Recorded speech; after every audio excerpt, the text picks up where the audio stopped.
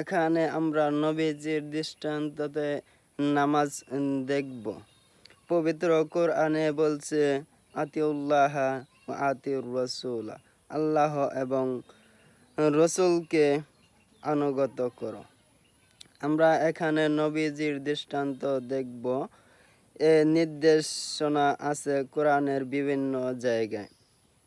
সূরা আল ইমরানের ৩২ নং আয়াতে, সূরা নিসার ৫৯ নং আয়াতে এবং সূরা মাইদার ৯২ নং আয়াতে, সূরা আনফালের ১ নং ২০ নং ৪৬ নং আয়াতে, সূরা নূরের ৫৪ নং আয়াতে ৫৬ নং আয়াতে, সূরা মুহাম্মাদের ৩৩ নং আয়াতে, সূরা তাগাবুনের ১২ নং আয়াতে, সূরা মুজাদিলার ১৩ নং আয়াতে নির্দেশনা এসেছে।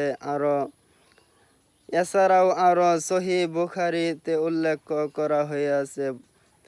প্রথম খণ্ডে বুক অব আজানে ১৮ নং অধ্যায় ৬০৪ নং হাদিসে, এছাড়াও সহিহ বুখারী ৯ নং খণ্ডে ৩৫২ নং হাদিসে রাসূল সাল্লাল্লাহু আলাইহি ওয়াসাল্লাম বলেছেন, ইবাদত করো যেভাবে আমাকে ইবাদত করতে দেখেছ। খুঁটিনাটি বিষয়গুলো আপনারা সহিহ হাদিস থেকে জানতে পারবেন। নামাজ হলো ইসলাম ধর্মের